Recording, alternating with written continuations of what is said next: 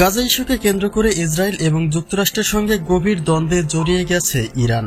প্রতিনিয়তই ইরানে সরাসরি হামলার হুমকি দিয়ে যাচ্ছে ট্রাম্প। তবে শুধুমাত্র হুমকিতে সীমাবদ্ধ নেই যুক্তরাষ্ট্র।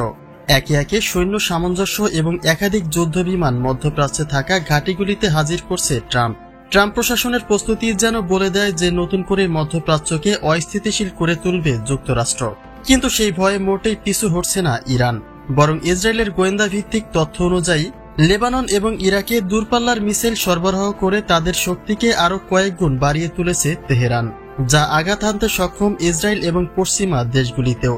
তাহলে হঠাৎ করে দুপক্ষের এমন প্রস্তুতি আসলে কোন দিকে গড়াতে পারে? আসলে কি 12 এপ্রিল বড় কোনো ঘটনা ঘটতে চলেছে মধ্যপ্রাচ্যে? জানতে হলে পুরো ভিডিওটি দেখে সঙ্গী থাকুন।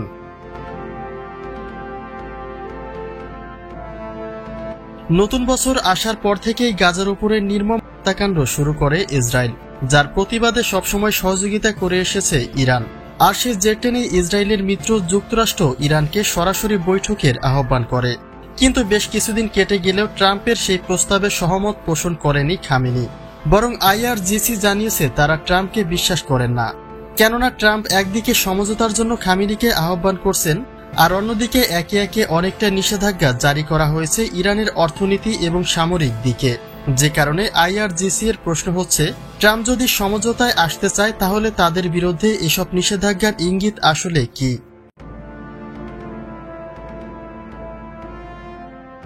তবে বর্তমান সময়ে সবচেয়ে আলোচনা সৃষ্টি করেছে যুক্তরাষ্ট্রের সঙ্গে ইরানের পরোক্ষভাবে বৈঠকের দিকটি। বৈঠকের উদ্দেশ্যে সবচেয়ে শান্ত স্বভাবের দেশ ওমানকেই বেছে নিয়েছে ইরান। কিন্তু যুক্তরাষ্ট্র এই বৈঠকের আগে জানিয়ে দিয়েছে ইরান যদি তার সাথে সমঝোতায় না পৌঁছায় তাহলে ইরানকে এর ভয়াবহ পরিস্থিতির সম্মুখীন হতে হবে। আর তার চেয়েও লক্ষণীয় বিষয় হচ্ছে মধ্যপ্রাচ্যে থাকা আমেরিকার প্রায় সকল ঘাঁটিতেই যুদ্ধবিমান এবং সৈন্য সামঞ্জস্যতা নিয়ে প্রস্তুত রেখেছে যুক্তরাষ্ট্র।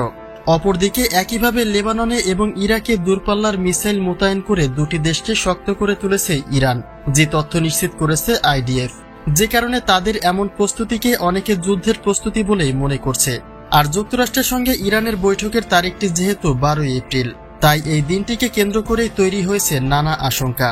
এই দিনটির পর থেকে মধ্যপ্রাচ্যের দ্বন্দ্ব বিবাদ আসলে কোন দিকে ঘুরে দাঁড়াবে, এমন প্রশ্নই ঘুরপাক খাচ্ছে বিশেষজ্ঞদের মনে।